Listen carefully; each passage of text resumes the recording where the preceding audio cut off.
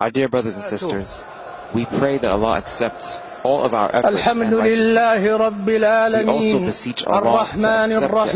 All praise is due to Allah, the Lord of creation, the most merciful, the bestower of mercy, and the sole owner and sovereign of the day of recompense. He blessed His servants with various types of provision and with guidance to the most virtuous of conduct. Allah, the true supreme sovereign, is exalted above all else. None has the right to be worshipped except Him. He told us you must realize that Allah has full knowledge of all that you conceal within your souls, so beware of Him and do not disobey Him. I bear witness that none has the right to be worshipped except Allah alone, the infinitely knowledgeable creator of all things. And I bear witness that Muhammad is Allah's worshipping servant and messenger. His Lord described him by saying, "You indeed have an admirable standard of conduct." O Allah, grant your commendation and protection to your messenger, as well as to his family, his companions, and all who followed his path in personifying sound ethics and conduct. Dear people of Iman, observe taqwa of Allah by complying with His directives and keeping your hearts attached to Him with love, hope, and reverential fear. When someone observes taqwa, he will succeed in both this world and the hereafter. When someone observes taqwa, he will be guided to the truth. Allah the Most Exalted said, "People of Iman, observe taqwa of Allah and continue to maintain your Iman in Allah's Messenger. If you do so, Allah will grant you a double portion of His mercy, grant you a light by which you would be guided, and forgive your sins. Allah certainly forgives His servants who repent to Him, and He bestows His mercy upon them." Allah also said, "You must observe taqwa of Allah so that you would attain success." Additionally, Allah said about companions of Allah's Messenger sallallahu alaihi wasallam, they were the ones who responded to the call of Allah and the Messenger even after they had sustained injuries. A truly magnificent reward will be attained by those among them who perform their deeds in the best way and observe taqwa. Allah also told us that the Prophet Ibrahim alayhi salam told his people, "Worship Allah alone and observe taqwa of Him. That is best for you, if you only knew." Part of observing taqwa is to sincerely devote all worship to Allah alone. None besides Allah, the Most Exalted, deserves any form of worship whatsoever. Allah, who is perfect in every way, said, "Mankind, you must worship your Lord who created you and created those before you in order to observe taqwa. He is the one who spread the earth beneath you, made the sky a canopy above you, sent down water from the sky, and brought forth with that water many types of fruits as provision for you. Therefore, do not set up rivals to Allah in worship when you know that He alone is the one who brought all of you into existence and provided for you." Allah the Almighty also said, "I did not create jinns and humans except for them to worship me alone." Allah further said, "They were not given any command besides sincerely devoting all worship to Allah alone, establishing prayer as prescribed, and giving obligatory charity. Those directives comprise a religion that is straight and does not contain any crookedness." Allah also said, "Truly I am Allah. None is worthy of worship except me. Therefore sincerely devote all of your worship to me, and establish prayer in order to mention and remember me." All of Allah's prophets and messengers brought the message of Tawheed, sincerely devoting all worship to Allah alone. At the head of them were the messengers of strongest resolve, Nuh, Ibrahim, Musa, Isa, and Muhammad, who was the seal of the prophets. May Allah grant all of them His commendation and protection. Each one of the prophets told the people to whom he was sent, "My people, you must worship Allah. There is no God who deserves your worship except Him. Will you not observe taqwa?" After the prophets, the people whom Allah grants the best final outcome are the followers of the prophets, whereas those who oppose the prophets will be subjected to Allah's punishment. Allah the Most Exalted said, "We certainly sent to every people a messenger telling them to worship Allah and stay away from all other deities. Then there were some among the people whom Allah guided, and there were some among them who deserved to be left astray. Thus travel through the land and see what was the ending of those who continued to reject the truth." That is the call of Tawheed, which was conveyed by every one of the prophets, the call to devote all worship to Allah alone. It is the meaning of the testimony, "La ilaha illallah," none has the right to be worshipped except Allah alone. Allah said, the God whom you are all supposed to worship is one God, Allah. None has the right to be worshipped besides Him. He is the most merciful, the bestower of mercy. Allah also said, say, He is my Lord. None has the right to be worshipped besides Him. In Him alone I place my complete trust, and to Him alone I continually repent. And Allah said, you must not take for yourselves two gods in worship. Allah is indeed only one God. Therefore you must have complete reverential fear of me alone. To Allah alone belongs everything in the heavens and the earth, and it is necessary to devote all worship and complete obedience to Him alone. Is there anyone else to whom you are required to be completely dutiful? Every blessing you have is from Allah. Then, when harm touches you, you cry out to Him for help. But when He removes the harm from you, there are those among you who worship others besides their Lord. As a result of that, they ungratefully deny the favors which we, Allah, have bestowed upon them. You may enjoy yourselves in this life, but you will eventually come to know the consequences.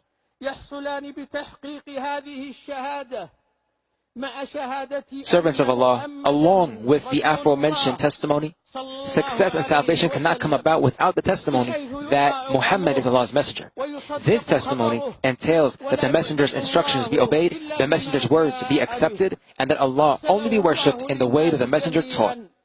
Allah sent Him to all people in order to take them out of the depths of darkness and lead them to the light, to rescue them from being astray and bring them to guidance. Allah the Most Exalted told Him, we have only sent you to all of mankind as a conveyor of glad tidings and a warner. Allah also addressed him by saying, Prophet of Allah, we have sent you as a witness, a bearer of glad tidings, a warner, a caller to Allah by His permission, and a brilliantly shining lamp.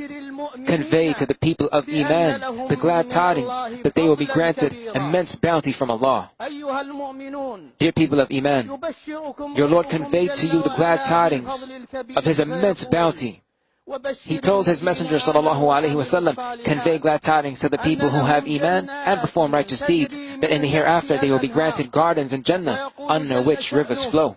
Allah also said, as for the people who have Iman and perform righteous deeds, they will be the residents of Jannah. They will abide there endlessly. Iman is built upon pillars which the Prophet, may Allah grant him commendation and protection, explained by saying, Iman is for you to have sound beliefs about Allah, His angels, His scriptures, His messengers, the last day, and His decree, the good of it and the bad of it. Additionally, the Prophet, may Allah grant him commendation and protection, explained the pillars of Islam by saying, Islam is for you to testify that none has the right to be worshipped except Allah and that Muhammad is Allah's messenger. Establish the obligatory prayers, give the obligatory charity, fast Ramadan, and perform Hajj at the Kaaba, if able to do so. Thus, Salah, prayer, is the greatest of Islam's pillars, following the two aforementioned testimonies. Prayer is the action that demonstrates Islam. Prayer represents a link between a servant and his Lord. It is the connection by which the servant can hold private counsel with his Creator. Allah the Most Exalted said, establish prayer as prescribed from midday until the darkness of the night, and recite the Quran in the Fajr prayer at early dawn.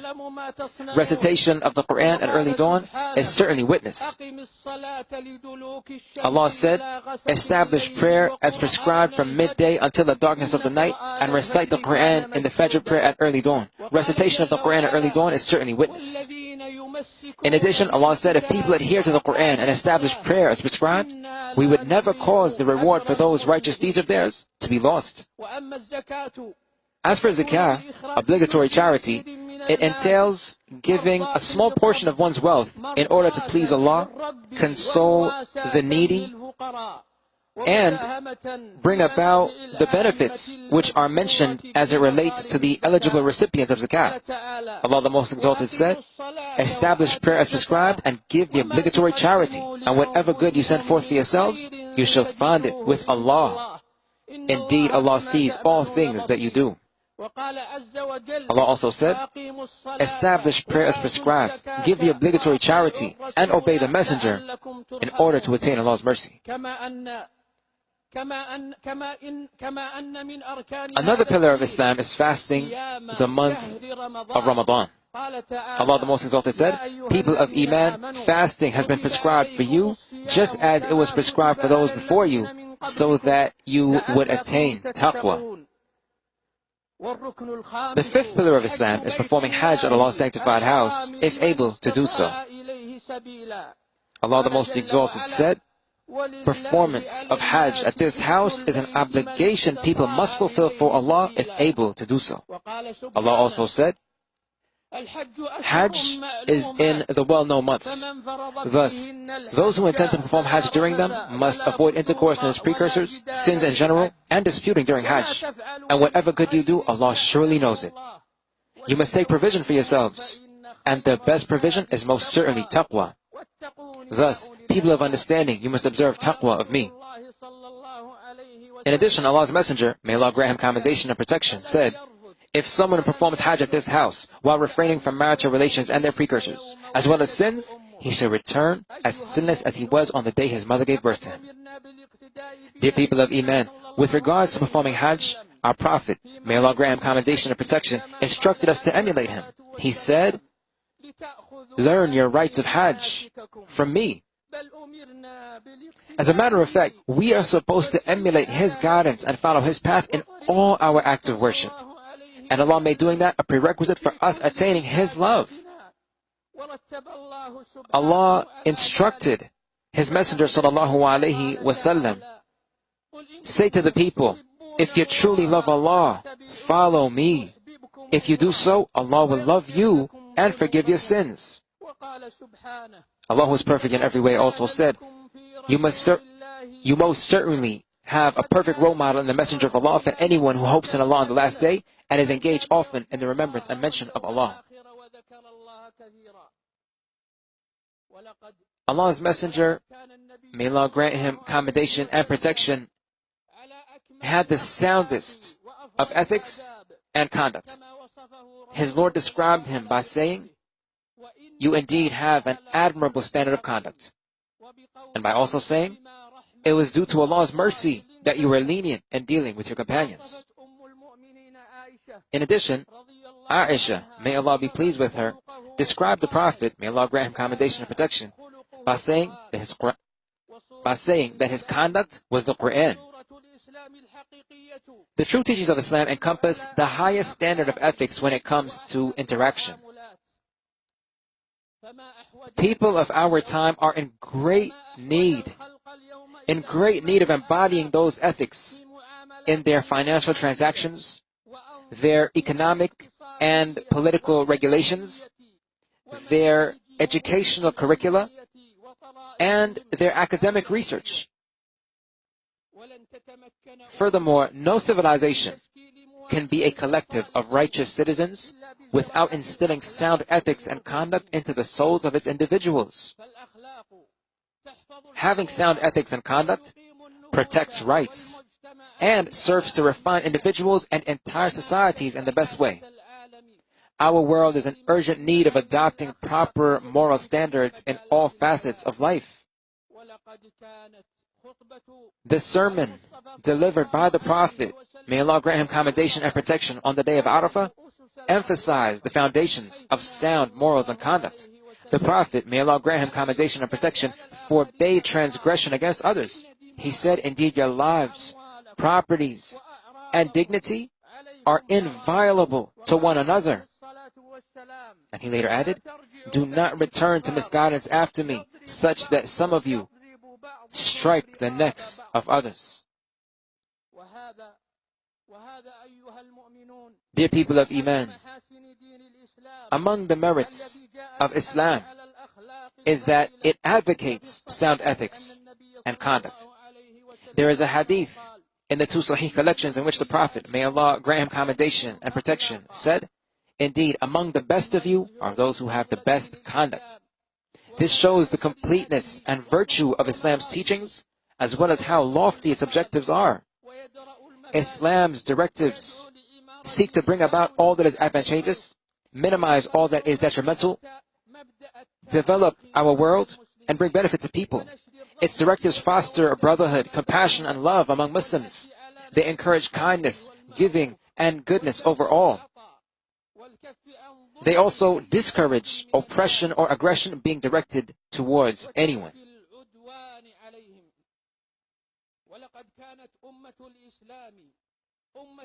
These are teachings that make the Ummah of Islam a collective that is united upon the guidance of the Quran and Sunnah, far removed from disobedient inclinations or fabricated beliefs and practices that are falsely claimed to be part of its religion. It is a collective that is to rise above divisiveness and animosity. It worships one Lord, emulates one Prophet, follows the guidance of one scripture, the Quran, faces one direction in prayer, the Kaaba, makes Hajj in one location, and performs one set of rites. Its individuals are to support one another with an outlook of fairness, mercy, and solidarity. Among the values promoted by Islam's teachings is using good words and pleasing language.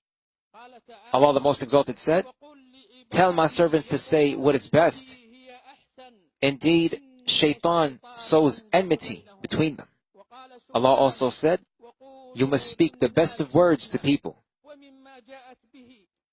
Islam's teachings encourage honesty. Allah the Most Exalted said, "People of Iman, observe taqwa of Allah and remain with the truthful." Islam's teachings instruct us to honor agreements. Allah the Most Exalted said, "People of Iman, you must fulfill all your obligations which bind you to others." Allah also said, "You must fulfill your promises. You will certainly be asked about the promises you made." Additionally, Allah commanded that kindness be extended to parents, relatives, and neighbors. Allah said, "Worship Allah and do not ascribe any partners to Him, and extend kindness to parents, kin, orphans, the needy, neighbors who are relatives or in close proximity, neighbors who are farther away, the companion by your side, stranded travelers, and the slaves whom you may own. Indeed, Allah does not love those who are proud and boastful." With regards to parents, Allah said, "You must not let them hear the slightest word which expresses your irritation, and you must not treat them harshly. Rather, be gentle and speak to them kindly and honorably. Remain humble out of your compassion towards them and say, 'My Lord, have mercy upon them both, as they patiently bore raising me while I was still a mere infant.'" Allah also commanded that spouses live together honorably. Allah said to all men, "You must live with your wives based on kindness, love, and fulfilling their rights. If you dislike something about them for any mundane reason, you must bear that patiently, because it may well be that you dislike something when in fact Allah brings about much goodness by it." Furthermore, one of the things said by the Prophet, may Allah grant him commendation and protection, when he delivered his sermon at Arafat was, "You must take good care of women and treat them kindly." Not only that, the directives of Islam instruct us to deal with all people kindly and fairly. Allah said, indeed Allah commands you to be just, fulfill everyone's rights, and give relatives what is due to them. Allah also prohibits you from all obscenity, wrongdoing, and oppression. Allah also said, "Allah's mercy is certainly near to those who strive to worship Him in the best way and deal with His service in the best manner." Allah forbade deceiving people and cheating them out of what they are entitled to. In contrast to such dishonesty, Allah instructed us, "You must give full measure and full weight with justice." Allah also commanded us to fulfill trusts and return borrowed property. He said, "Indeed, Allah commands you to fulfill all trusts, giving them to those who rightfully deserve them, and to be fair whenever you judge between people." This is a quality that Allah praised the people of Iman for having. He said, "Those who fulfill all of their trusts and their promises." Allah also commended those who are selfless enough to prefer others over themselves. He said, "They give others priority although they themselves might be in need." When people are saved from the greed of their own souls, they are the ones who will be successful. Allah commended those who give to praiseworthy causes. He said, "By no means will you attain Jannah until you give from that which you love. And no matter what you give, Allah has full knowledge of it."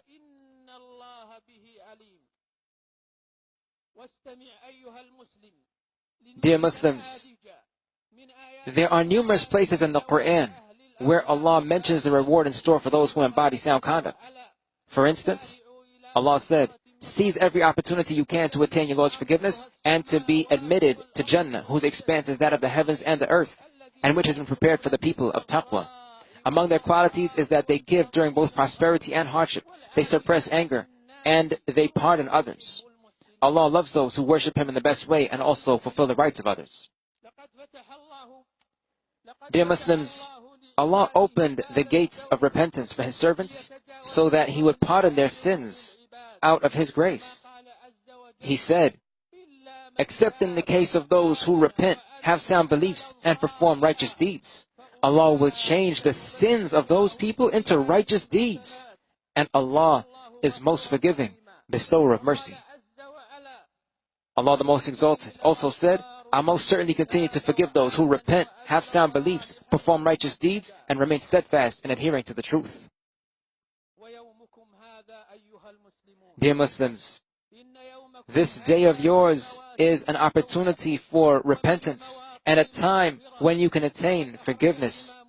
Al-Imam Muslim collected a hadith in his Sahih stating that the Prophet, may Allah grant him commendation and protection, said, there is no day on which Allah frees more servants from the hellfire than the day of Arafat. He draws near and then boasts to the angels about them. How could it be otherwise when this momentous day is the one on which Allah sent down His statement, today I have perfected your religion for you, I have completed my favor to you, and I am pleased with Islam as a religion for you.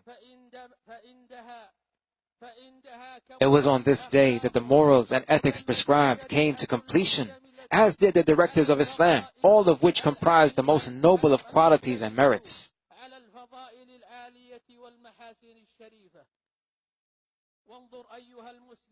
Dear Muslims, contemplate examples of that in Surah Al-Hujurat.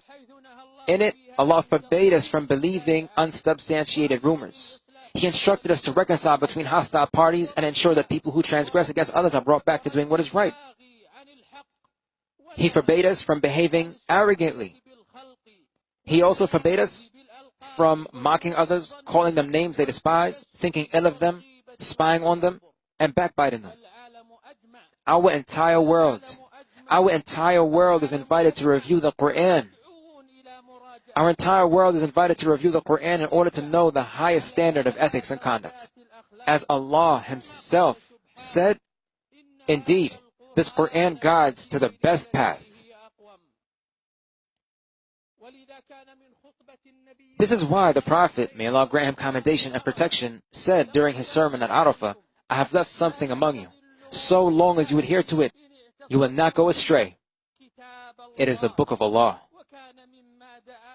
Allah's book advocates maintaining the unity of Muslims, warns us against scheming and deception, and teaches us to learn necessary lessons from the consequences faced by tyrants and traitors of previous times. Observing the sound ethics of Islam when conducting financial transactions allows commerce to thrive and the economy to flourish in such a way that people trust the conduct and ethics of others with whom they deal. This is why Islam prohibits fraud, gambling, engaging in transactions involving interest, unlawfully taking the wealth of others, and leaving terms ambiguous when conducting transactions. On the contrary, Islam commands justice and protection of rights. Also among the directives and ethics of Islam is obeying the leaders in authority, since that contributes to maintaining general order as well as preserving safety and stability. Allah the Most Exalted said, people of Iman, obey Allah, obey the Messenger, and those in authority among you. Thus, it is necessary for our Ummah to obey Allah and His Messenger, may Allah grant him commendation and protection, and to be united under the leadership of its authorities. This is to be done while fulfilling all obligations, avoiding all violations, encouraging what is right, discouraging what is wrong, and avoiding animosity and contention. When all of these factors come together, the Ummah would be the best collective brought forth for mankind, and it would attain the victory, provision, goodness, and unity that Allah promised it, far removed from the harms of turmoil and its advocates, no matter how much changing and pretending they might do. Servants of Allah, maintaining sound ethics and conduct is necessary in all places, and it is all the more important in these sacred locations.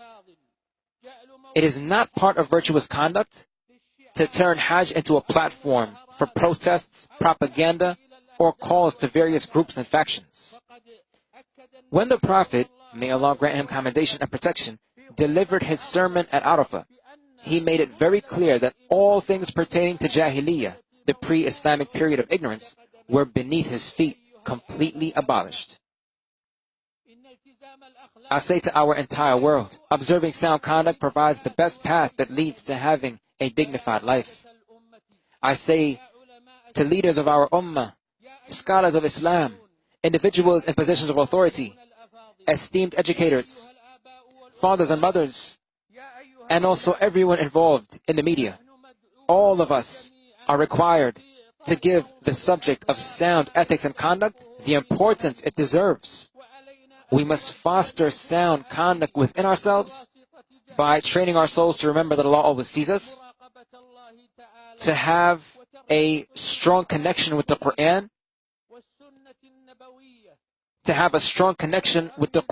and the Sunnah, and to hope for the best outcome in this world and the hereafter as a result of adhering to proper ethics and morals. Dear Hajjaj, after the Prophet, may Allah grant him commendation and protection, delivered his sermon at Arafah, he instructed Bilal to call the adhan and iqamah, and he then prayed Dhuhr, shortened to 2 rak'ah. Another iqamah was then called, and he prayed Asr, also shortened to 2 rak'ah. He then remained in Arafah while atop his camel. He continued to mention Allah and invoke him until the sun had set. Then he proceeded to Muzdalifah, and he counseled his companions to be tranquil by telling them, "People, you must remain tranquil. Righteousness does not lie in haste." When he reached Muzdalifah, he prayed Maghrib and Isha combined, with Maghrib as 3 rak'ah and Isha shortened to 2. He spent the night in Muzdalifah, prayed Fajr there at the beginning of its time, and supplicated to Allah until the sky became quite bright. He then proceeded to Mina, where he stoned the 3rd Jamrah after sunrise with 7 pebbles. He then offered his sacrifice, had his head shaved, and went to the Kaaba to perform Tawaf al-Ifadah. He remained in Mina for the days of Tashriq. On each of those days, he was engaged in dhikr of Allah. He stoned the 3 Jamarat after midday, and he supplicated after stoning the 1st and 2nd of the Jamarat. He permitted those who had valid excuses to not spend the nights in Mina. The Sunnah of Allah's Messenger, may Allah grant him commendation and protection, is to remain in Mina until the 13th of Dhul Hijjah, and doing that is more virtuous. However, it is permissible to leave on the 12th. When the Prophet, may Allah grant him commendation and protection, completed the rites of Hajj and wanted to leave for Medina, he performed farewell tawaf at the Kaaba. Dear Hajjaj, you are now in a sacred place on a day of great virtue. It is an occasion on which we earnestly hope to be forgiven for sins and have our supplications answered. The Prophet, may Allah grant him commendation and protection, did not fast the day of Arafah when he performed Hajj, and that was in order to be focused on remembering Allah, mentioning Him, and supplicating to Him. Therefore, supplicate to your most generous Lord much, for yourselves, your loved ones, those to whom you have obligations, and for all Muslims. Beseech Allah to rectify the conditions of all Muslims and to unite them upon the truth. Do not forget to also supplicate for those who have extended kindness to you. The Prophet, may Allah grant him commendation and protection, said, if someone does good for you, repay him. If you find no way to do that, supplicate to Allah for him. Among the individuals who undoubtedly extend goodness to all Muslims are those who care for the 2 holy mosques and spare no effort, night or day, to ensure the comfort of the worshippers who have come as Allah's guests. At the head of those individuals are the custodian of the 2 holy mosques as well as his deputy. Thus, we should supplicate to Allah for them. O Allah, you are the ever-living, self-sufficient sustainer of all and the owner of all majesty and kindness. We implore you to grant your guidance to the custodian of the two holy mosques, King Salman ibn Abdul Aziz. O Allah, grant him assistance and support which come from you and direct him to all channels of goodness.